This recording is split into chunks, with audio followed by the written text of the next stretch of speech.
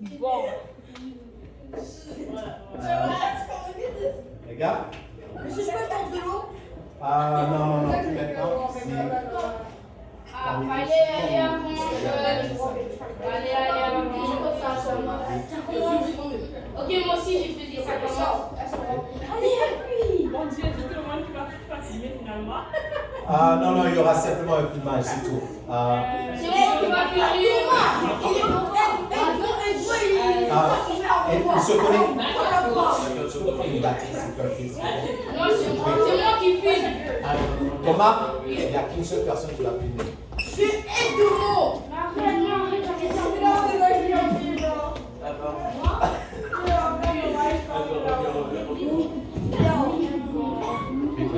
Arrête, Madame Laetitia.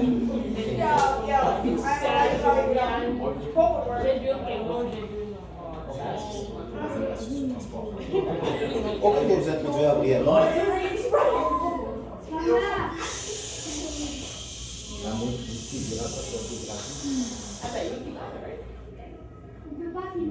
Non, on ne peut pas filmer, il n'y aura qu'une seule personne qui va filmer. Ouais, c'est moi. C'est moi qui filme. C'est moi. Aide-moi! Non, c'est moi. Mais la caméra est déjà là! Ok, sans plus tarder. Guys, we're about to start. Nathan, can you make sure that you close your laptop? We're about to start. Moi, tu peux regarder aussi de l'extérieur. Ok, oui. Pour moi, filme bien. Attends, je vais juste. C'est moi qui filme. Non, oui. Et Je la tourne un petit peu. Oh, il y a déjà une personne qui va filmer.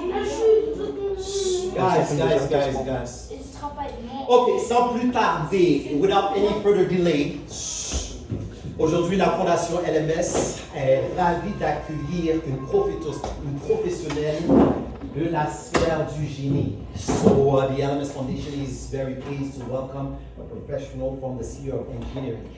Alors, nous avons aujourd'hui Madame Laetitia Kenny, qui est bachelière et qui continue même pour aller dans le domaine de la maîtrise de sa profession. Elle est spécialiste des infrastructures, ok, plus spécifiquement elle est dans le domaine du génie civil. Et ce qu'il y a de particulier, c'est qu'elle est récemment arrivée dans le pays et elle a eu l'opportunité de remporter, de gagner, elle est la récipiendaire d'une bourse du ministère des Transports. Alors, c'est une professionnelle très compétente, très dévouée à son domaine et je crois qu'elle a beaucoup à vous partager. Donc, sans plus tarder, avec vous, notre invitée de la journée, l'ingénieure civile, Madame Laetitia Kenny.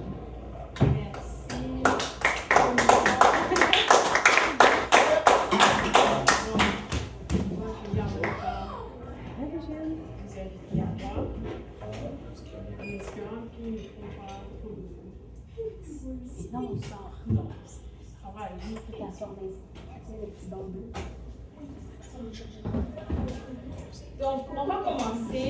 J'espère que vous allez bien. Bonsoir. Bonsoir. Ça va bien? Et toi? Ça va très bien. Comment vous vous appelez?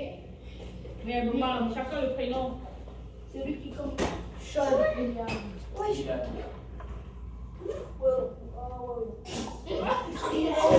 Ok, William. Sean. Aide-moi.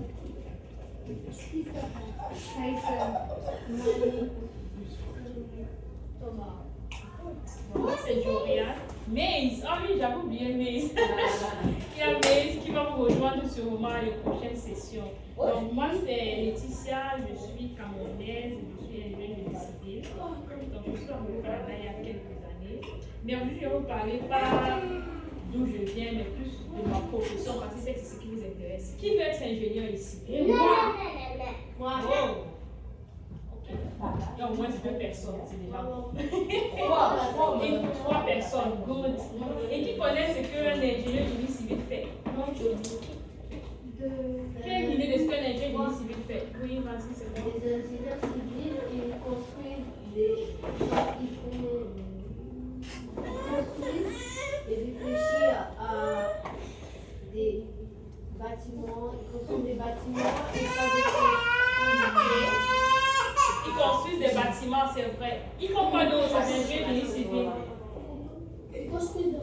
Des routes, c'est vrai. Qu'est-ce qu'ils font d'autre? Quelqu'un connaît? Des maisons. Oui. Ça construit des structures. Des structures, c'est parfait.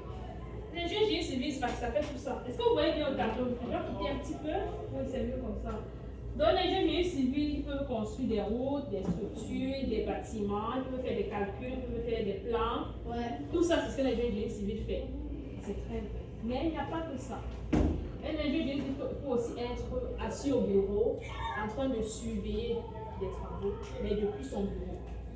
L'ingénieur génie civil peut aussi être quelqu'un qui planifie les prochains travaux à faire, mais depuis son bureau. C'est exactement ce qu'il fait. Lorsqu'on construit une route, quand on finit de construire une route, elle ressemble à ça. Vous remarquez, non? Vous avez vu le chantier qu'il y a juste à la sortie de votre école ici, qu'on est en train de refaire. C'est vous? Non, c'est pas moi. Mais c'est des gens comme moi qui le font. Exactement. Donc, quand une route est construite, elle est belle, elle est comme ça, c'est bien. Quand tu marches dessus, tu roules dessus, c'est agréable. Mais après un certain temps, la route commence à se dégrader. Tu commences à avoir des petits trous, des fissures. Et puis, quand ça arrive à ce niveau-là, qu'est-ce qu'on fait? C'est qu'on engage des gens comme ceux qui sont à votre entrée ici pour venir arracher tout et reconstruire. Donc, quand on arrache tout, on va gratter, ça va ressembler à ceci. Et puis, quand on va reconstruire, ça sera encore agréable comme c'était au début. Donc, ça ressemble à cela. C'est un peu ça, le cycle de vie d'une route. Une route, c'est comme un téléphone. C'est comme une voiture. Quand tu l'achètes, elle est neuve, il faut l'entretenir au fur et à mesure. Et à un moment donné, c'est très vieux. Soit tu vends et tu rachètes une nouvelle voiture, soit tu envoies chez quelqu'un pour qu'on détruise, sinon on reconstruit. C'est la même chose avec les routes. Et c'est la même chose que les médecins font. Quand tu nais, il faut partir chez le médecin de temps en temps, même si c'est pour nettoyer tes dents, tu as tes rendez-vous chez le dentiste, si c'est pour ton corps, tu as des vitamines qu'il faut prendre au fur et à mesure. Mais si tu ne fais rien, tu tombes gravement malade, tu peux mourir. Ou alors on va te faire des grosses opérations. C'est la même chose qu'on fait avec les routes. Donc, quand on construit une route, après un certain moment donné, il faut faire l'inspection. Donc, l'inspection, c'est pour dire, tu peux regarder, vous descendez sur le terrain avec des engins, des grosses voitures qui ont l'intelligence artificielle à l'intérieur. Vous allez inspecter les routes. Vous allez un peu comme les radars, voir à quel niveau la route se situe. Est-ce qu'elle est déjà trop dégradée? Est-ce que quelqu'un qui est déjà trop malade? Ou alors est-ce que la route est encore au début et qu'elle se sent encore bien portante? Donc, une fois que l'inspection est faite, les gens disent ok, on a vu la route, c'est dégradé, il faut faire quelque chose. Qu'est-ce qu'il faut faire là-dedans prioriser? Est-ce qu'on va juste fermer les nids de poules? Des fois, tu passes sur des routes, tu vois comment on a juste mis des couches d'asphalte dans certains trous, on n'a pas arrangé toute la route. Est-ce qu'on doit tout gratter et tout refaire ou alors est-ce qu'il faut faire autre chose? C'est exactement ce qu'on fait, ce que moi je fais dans mon travail de tous les jours, c'est-à-dire observer la route et proposer des solutions pour entretenir les routes en question. Comment ça se passe concrètement? Il faut d'abord faire l'inventaire. Qui connaît ce que ça veut dire que faire un inventaire? Oui, c'est quoi un inventaire? Oh, oui, par exemple, tu stockes des choses. Exactement, un inventaire, c'est la même chose. Un peu comme quand tu stockes des choses, c'est-à-dire que tu as beaucoup et puis tu dois compter combien tu as au final. C'est la même chose que je fais dans mon travail. Je travaille pour le gouvernement du Québec, donc pour le ministère. Ce que le ministère a, c'est plusieurs routes. Donc il faut entretenir toutes les routes. Et avant d'entretenir, il faut d'abord connaître combien de routes on a. Donc tu fais l'inventaire. Une fois que tu as fait l'inventaire, tu dois analyser. Analyser, c'est comme inspecter, comme je disais tout à l'heure. On doit définir dans quel état les routes se trouvent. Est-ce qu'elles sont encore bonnes? Est-ce qu'elles ont commencé à se gâter? Ou est-ce qu'elles sont déjà très endommagées et il faut reconstruire comme ce qu'on est en train de faire chez nous ici? Une fois que vous avez défini ce qu'il faut faire, maintenant tu dois reconstruire. Et quand tu reconstruis, tu laisses encore à la population pour qu'ils puissent l'utiliser. C'est exactement ce que je fais dans mon travail. Mais ça, c'est le côté technique, il y a aussi le côté budgétaire. Combien il faut pour entretenir ces routes-là? On te donne par exemple 1 million, on te dit qu'il y a 10 routes à arranger. Est-ce que les 1 million peut arranger toutes les 10 routes? Pas forcément. Il faut sélectionner quelle route j'arrange. Si j'arrange la route qui passe devant mon école, je vais laisser la route qui passe à côté de l'épicerie. Quelle route est plus importante par rapport à une autre? Deux fois, au lieu d'arranger une route qu'il y a peut-être un gros problème, tu vas prioriser où beaucoup de personnes passent. Pourquoi? Parce qu'il y a beaucoup de trafic là-bas. Donc, de fois, on doit prioriser les routes où les élèves passent. Parce que c'est l'accès pour arriver à l'école. De fois, on va prioriser les routes où il y a une épicerie parce que c'est des soins essentiels. Il faut manger pour vivre. Donc, c'est un peu ce qu'on fait dans notre travail. Faire l'inventaire, déterminer une stratégie pour arranger les routes et puis chercher le budget pour arranger la route en question. Mais comment est-ce que je me suis retrouvée dans le génie civil? Au départ, j'ai fait des études en ingénierie. Qui connaît comment on fait pour devenir ingénieur ici? Oui, Il faut aller à l'université, non? Oui, il faut aller à l'université. Il faut aller à l'université en génie, parce qu'il y a plusieurs universités. Ici, à Montréal, il y a 2 universités, pas 2. Il y en a, je pense, c'est 4. Je crois les 2 parce que c'est les 2 francophones. Il y a ETS, il y a l'Université de Montréal. Il y a Concordia. Et puis il y a McGill, exactement. Donc, 2 universités francophones, 2 universités anglophones. Donc, moi également, j'ai fait des études de génie, mais ce n'était pas au Canada, c'est dans mon pays d'origine qui est le Cameroun. Donc, pendant mes études, j'ai eu à faire des stages. Des stages, c'est comme pendant tes études, on t'envoie dans une entreprise pour faire la pratique de ce que tu apprends théoriquement à l'école. Et pendant mes stages, j'étais dans les entreprises qui construisaient des routes, comme les entreprises qu'il y a à votre entrée ici. Et c'est là que j'ai appris comment est-ce qu'une route se construit de A jusqu'à Z. Et j'ai aimé ce que je faisais en entreprise. Et c'est pour cela que j'ai décidé de devenir après dessinatrice. Et dessinatrice, c'est les gens qui font des plans. Donc, pour construire une route, il faut premièrement faire des plans de la route. Un peu comme les architectes, mais les architectes plutôt de la route et non pas des bâtiments. Après ça, j'ai été conceptrice routière. Conceptrice routière, c'est un peu comme dessinatrice, mais c'est plus profond parce que le concepteur ne fait pas seulement les plans, il fait également les calculs. Une route qui passe chez toi, c'est pas un calcul passe de la même façon qu'une autoroute par exemple, parce que l'autoroute, il y aura beaucoup plus de véhicules, des véhicules lourds qui vont passer dessus, dont les calculs sont différents. Donc, un ingénieur fait tout ça. Tu peux faire le dessin, tu peux faire le calcul, tu peux faire la surveillance des travaux sur le terrain, ou alors tu peux faire ce que je fais aujourd'hui, qui est la planification globale, comme je vous ai expliqué tout à l'heure, c'est-à-dire l'entretien constant des routes. Mais si tu construis et tu laisses tout simplement, les routes vont se dégrader et dans 10 ans, dans 20 ans, il faudra reprendre à zéro. Ça coûte énormément cher de construire une route. C'est pourquoi il faut toujours entretenir au fur et à mesure des routes. On a donc besoin des ingénieurs comme moi qui font ce travail. Qu'est-ce qu'il faut pour faire des études en ingénierie ou alors pour réussir à l'ingénierie? Moi, je dirais qu'il faut 3 choses capitales. Premièrement, il faut avoir une bonne capacité d'analyse. L'analyse, ça s'apprend avec l'observation. Quand vous avez l'occasion d'être en stage, dans les camps d'ingénierie, comme ce que vous êtes en train de faire aujourd'hui, observez beaucoup, posez des questions. C'est ça qui développe votre capacité d'analyse. Quand vous ne comprenez pas quelque chose, demandez à ceux qui vous expliquent. Ceci veut dire quoi? Pourquoi est-ce qu'on fait ceci? Pourquoi? Ça développe l'esprit d'analyse. Un ingénieur doit être quelqu'un qui sait analyser les situations. Un ingénieur, c'est quelqu'un qui trouve des solutions. Et pour trouver des solutions, il faut poser des questions. Pourquoi? Comment? À chaque fois. Ensuite, il faut avoir une bonne ouverture à la mathématique et à la logique. La logique, ça rejoint ce que je disais tout à l'heure. Pourquoi? Quand vous ne dites pas juste on fait ça comme ceci, mais si vous ne connaissez pas, demandez-vous pourquoi est-ce qu'on fait les choses comme cela. Ce n'est pas l'église, ce n'est pas une parole d'évangile. Si vous ne comprenez pas, demandez pourquoi, jusqu'à ce que vous ayez la réponse claire et vous avancez. Parce qu'une fois que vous avez compris quelque chose, ça disparaît. Mais si vous retenez juste les formules sans comprendre le pourquoi est-ce qu'on vous donne cette formule-là, dans 2 mois, vous aurez oublié, vous serez obligé de revenir encore, retenir des formules sans comprendre. Donc, il faut essayer de comprendre, c'est ça la logique. Et il faut avoir l'amour de la mathématique. En ingénierie, c'est les mathématiques, du début jusqu'à la fin. De la première année à l'université jusqu'à dans votre parcours professionnel, au travail, vous ferez de la mathématique d'une façon ou d'une autre. Donc, si vous n'aimez pas la mathématique, l'ingénierie ne sera pas pour vous.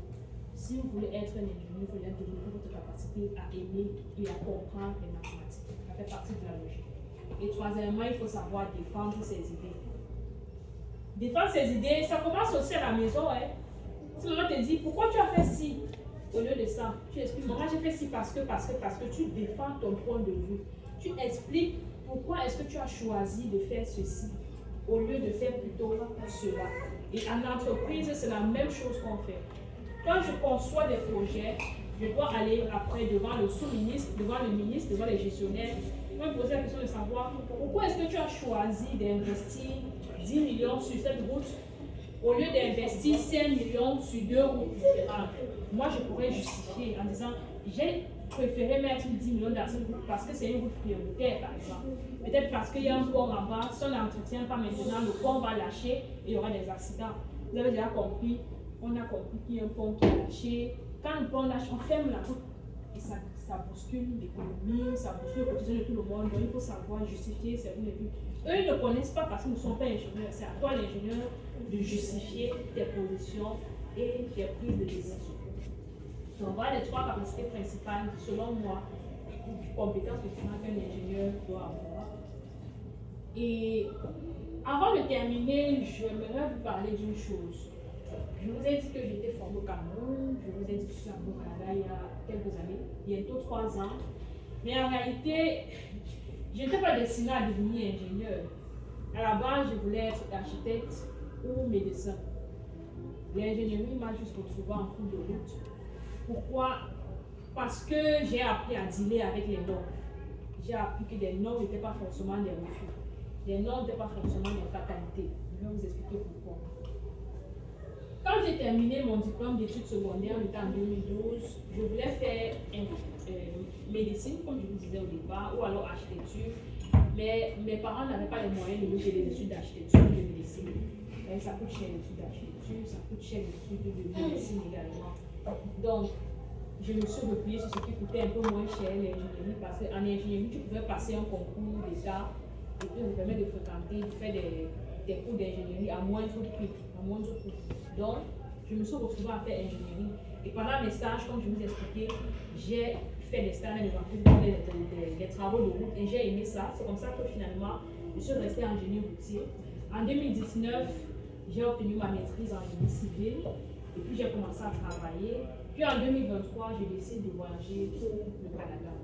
Quand j'arrive au Canada, j'ai eu beaucoup d'obstacles. Pour obtenir mon permis d'ingénieur ici au Canada, ce n'était pas chose facile parce qu'il y a souvent un processus de reconnaissance du diplôme qui doit être fait. Et au départ, l'ordre des ingénieurs m'a dit non. Il m'a dit que mes études ne pouvaient pas être reconnues au Canada. Mais je ne me suis pas arrêtée là. Je leur ai demandé qu'est-ce qu'il faut pour que mes études soient reconnues ici.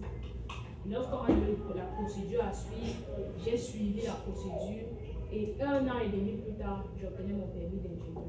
Pour vous dire que deux fois, lorsqu'on vous dit non, ne rentrez pas chez vous tout malheureux, on va refuser l'accès, non. Posez des questions, par exemple, ok, je comprends que c'est refusé, mais qu'est-ce qu'il faut que je fasse pour être accepté? C'est la même chose que j'ai eu avec ETS. Aujourd'hui, j'ai terminé ma maîtrise à ETS, mais au départ, quand j'ai envoyé ma demande d'admission à ETS, quand je suis arrivée au Canada, ETS m'a refusé l'admission. Même chose, j'ai demandé à ETS, j'ai fait un long courrier, j'ai demandé, mais pourquoi est-ce que vous refusez mon dossier? On m'a expliqué plein de choses. Vous n'avez pas fait les études ici, il faut recommencer les études à zéro. Moi, je leur ai expliqué, non, j'ai le niveau. Pourquoi est-ce que vous refusez que je continue? Je peux faire une maîtrise. Et finalement, ils m'ont dit, ok, si vous voulez, voilà, on va vous donner des cours à compléter. Si vous réussissez ces cours-là à la première session, on vous donne l'admission définitive. J'ai réussi les cours parce que j'avais le niveau, je savais que j'étais informée, je savais que je connaissais de quoi j'étais capable. Et c'est comme ça qu'après la première session, quand j'ai validé les cours qu'ils m'avaient donnés, ils m'ont donné l'admission définitive. Donc, tout ça, c'est pour vous dire qu'au fil de votre parcours, vous aurez des fois des gens, ça peut être des proches comme des parents, des enseignants même qui vous disent tu ne peux pas faire ci, tu ne peux pas faire ça. Ne vous arrêtez pas là parce que ce qu'ils pensent n'est pas toujours votre réalité. Peut-être que c'est impossible pour eux, mais ce n'est pas impossible pour vous. Chaque personne a ses portes qui s'ouvrent et ne vous arrêtez pas à un nom. Si je veux m'étendre dessus, ça va être très long. Retenez juste que un non n'est pas une fatalité. Des fois, un non, c'est pour vous demander d'aller chercher l'information d'une autre façon. Des fois, donner quelque chose à quelqu'un, on vous dit non, parce qu'il n'a même pas la solution à votre problème. Ce n'est pas qu'il vous dit que ce n'est pas possible. C'est juste que bon, je ne vais pas demander à la bonne personne. Donc, des fois, il faut aller demander à une autre personne. Des fois, c'est que tu n'as pas bien fait les choses comme il fallait. Donc, ne vous arrêtez pas à un nom. Aujourd'hui, j'ai terminé ma maîtrise. J'ai un emploi dans au ministère des Transports, donc je suis fonctionnaire, je travaille pour le gouvernement du Québec. J'ai mon permis d'ingénieur, j'ai terminé ma maîtrise à ETS. Tout ça en moins de 3 ans. Pourtant, pour tout ce que je viens de vous citer là au départ, j'ai reçu des noms. À chaque fois, on me disait non, ce n'est pas possible, non, ce n'est pas possible. Ne vous arrêtez jamais à un non. Si vous avez un objectif en tête, gardez votre objectif en tête et maintenez-le. Quelles que soient les personnes qui vous disent que ce n'est pas possible, dites je vais le faire et je sais que je peux y arriver. Et donc, pour terminer, je vous laisse avec ceci. Mais je ne sais pas si peut-être vous êtes jeune pour avoir les réseaux sociaux. Je vous déconseille. Je vous déconseille en tout cas. Donc, je partage mon parcours un peu sur les réseaux sociaux, que ce soit LinkedIn, TikTok, YouTube. Et j'aime écrire un livre où je partage également mon parcours. Un peu ce que je viens de vous dire, mais avec plusieurs autres choses. Parce que c'est long de raconter tout ce que j'ai pu faire ou traverser en 3 ans. 15 minutes ou 20 minutes avec vous ne serait pas suffisant. Si vous étiez plus grand, je vous dirais d'aller vous abonner, mais vous n'êtes pas suffisamment mature, adulte pour les réseaux sociaux. Donc, s'il vous plaît, maintenant la législation change. Il faut au moins avoir 16 ans maintenant. Alors, ça va changer bientôt. OK? Donc, si vous l'avez, je vous dirais d'aller désinstaller ça tout de suite. Non. Moi j'ai YouTube. Moi j'ai YouTube. Moi j'ai YouTube. OK, s'il vous plaît, on lève la main si on a des questions sur la présentation. Et autrement, on reste silencieux. Merci. En conclusion, je vous dirais 3 choses. Persévérer et expliquer. Gardez votre objectif en tête. Ne vous limitez pas à ce que les gens vont dire. Quand je suis arrivée, j'ai fait plein de petits boulots. La petite fille que vous voyez là, je l'ai gardée quand je suis arrivée. J'ai été Mimi. Elle et sa petite sœur. Aujourd'hui, ses parents et moi, nous sommes très proches, de bons amis. Et pourtant, au départ, j'étais nounou, femme de ménage quand je suis arrivée. Mais ça ne m'a pas empêché de devenir ingénieur, d'avoir le poste que je voulais obtenir. Donc, des fois, vous serez contraint à faire des choses que vous ne voulez pas faire. Mais gardez à l'esprit que ce n'est qu'un passage, ce n'est pas la destination définitive. Et puis, osez frapper au porte. Comme je dis, si on vous dit non ici, allez toquer à côté. Si on vous dit non à côté, allez toquer encore à la prochaine porte jusqu'à ce que vous ayez la solution à votre problème. Ne vous laissez pas faire. Et donc, c'était tout pour moi aujourd'hui. Je vous remercie. Et puis, si vous avez des questions, je suis ouverte aux questions. OK. On va donner une acclamation.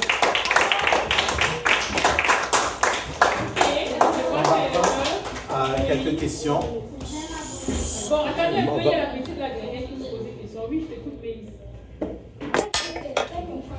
Toi, tu me connais, c'est vrai. Oui. Quelqu'un a une question? Les questions?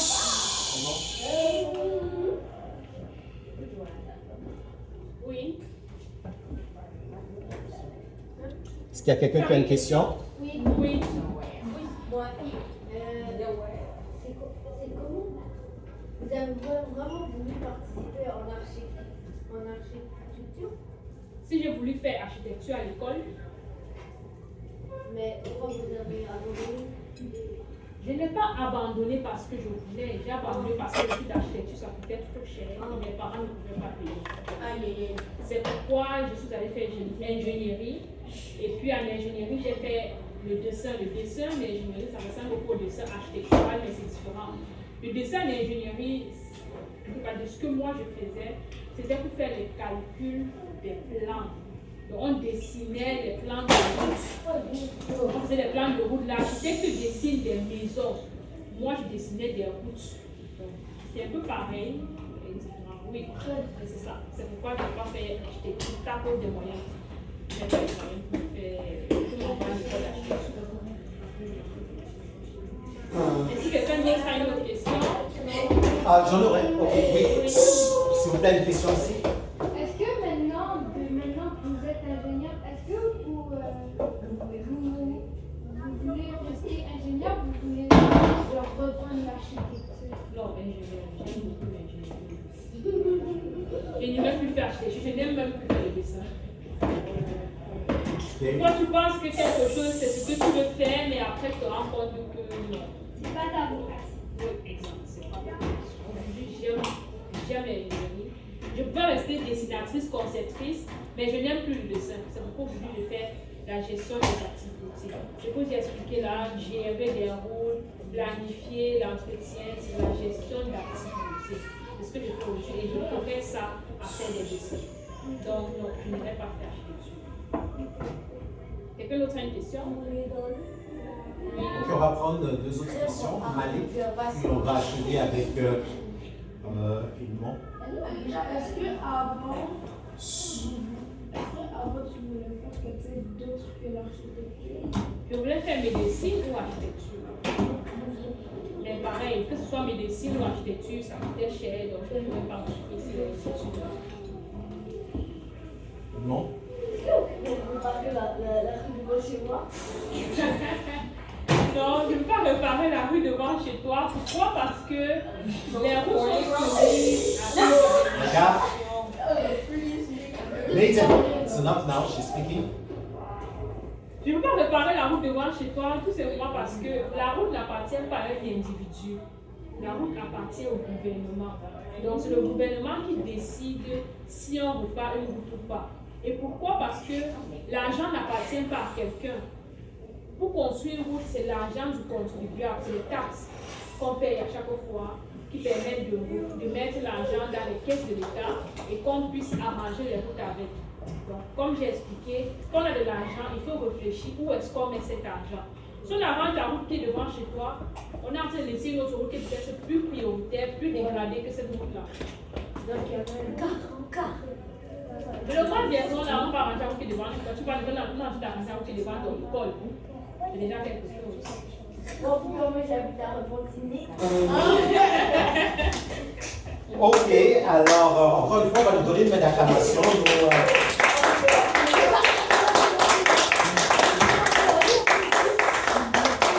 vous plaît, c'est vraiment apprécié. Guys, okay, can you step up now? Step up and wait outside. So pick up your cell phone, put it in your pocket. Can you look back? Non. Alors, encore une fois, c'est vraiment apprécié qu'on a une professionnelle qui se déplace ici, qui vient partager son expertise. En 2019, elle est devenue maître ingénieure. Ça fait 7 ans de cela maintenant. Et on peut dire que son expérience fait simplement croître. Maintenant, il y a quelque chose qu'elle a mentionné. Le nom n'est pas une fatalité. Guys, listen. Un non, no is not a rejection, it's a redirection. Un non n'est pas un rejet, mais c'est une redirection qui t'amène à la réflexion de qu'est-ce qu'il faut faire pour atteindre ton objectif.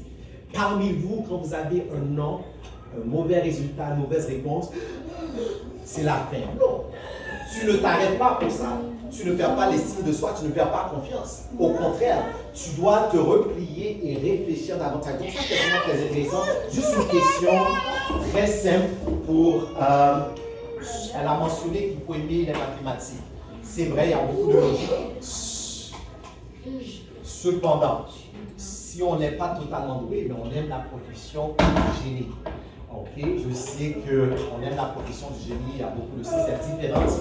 Ok, sphère du génie, génie, chimique, industriel, bref, civil, il y en a beaucoup.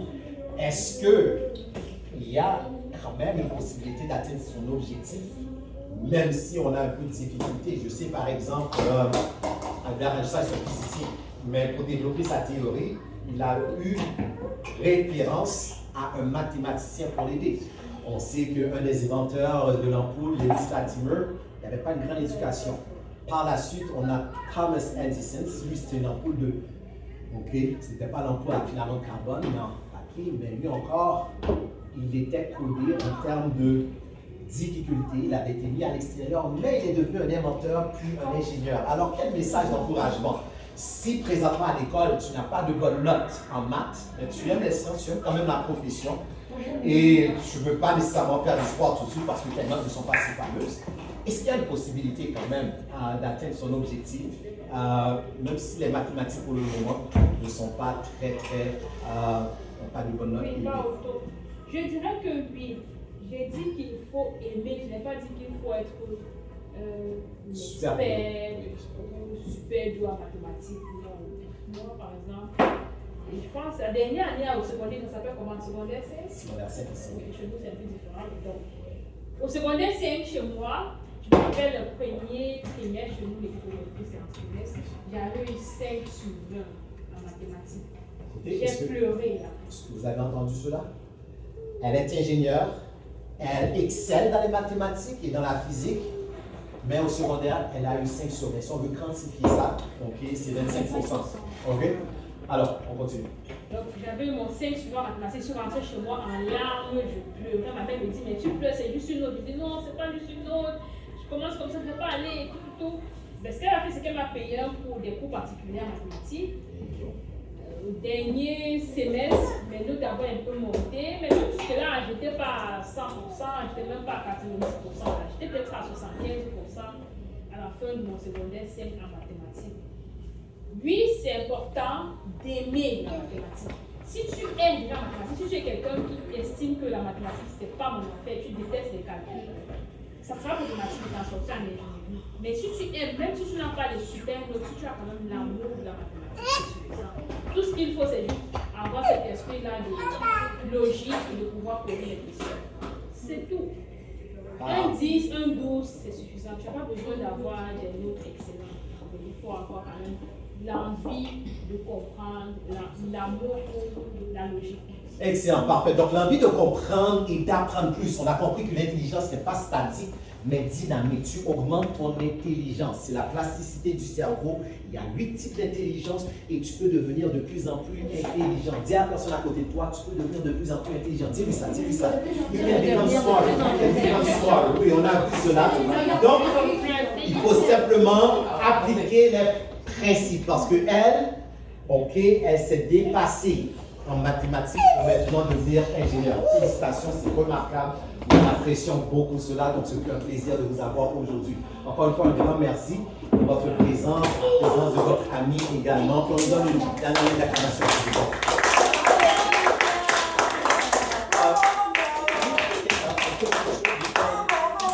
On va prendre une pause de... Non, 5-7 minutes. Juste prendre une photo avec elle. Vous pouvez aller aux toilettes, vous pouvez aller rapidement. Vous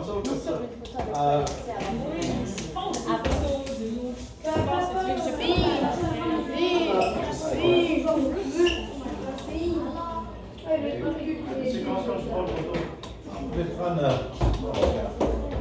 Yo Malik. Tu vas jouer quoi? C'est bon. Ça choisit ton background. Okay. On va avec les élèves aussi, les apprenants. Ah, vous voulez les... Oui.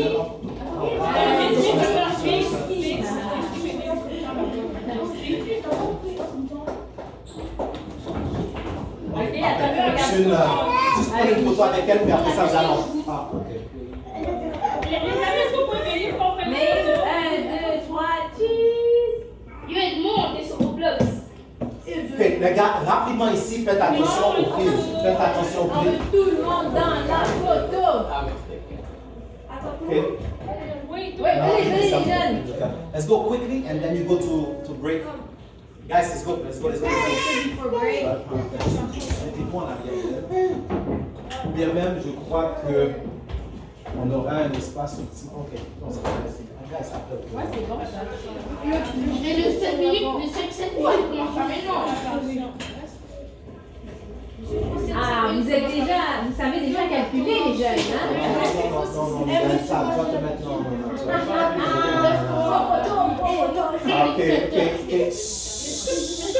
Les gars, William, what are you doing? Here. Everyone behind you is looking. Yeah, c'est ça. Ok, tout le monde ici. Il monte un peu là-bas. Ouais, on va prendre Nathan. Okay, look here. Okay. Okay, just un instant. Nathan, you can come and get in. You can come and get in. Et moi, je suis. Ok. Encore. Tu peux en prendre aussi. Ah, vous allez en prendre? Vous voulez être dans la photo, ce serait bien. Ou dans la photo, je peux vous prendre. On va lui expliquer pour les jeunes. J'ai pris une photo avec elle. Et- Êtes-vous prêts? 5, Et- 4, 3, 2, 1. Dites oui, Stéty!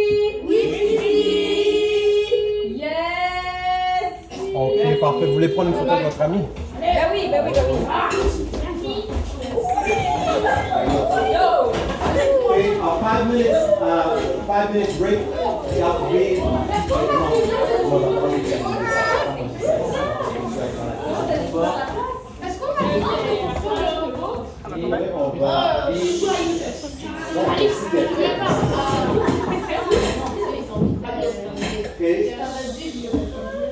Un, deux, un sourire. Moi, je suis genre là. Elle est où ta bague?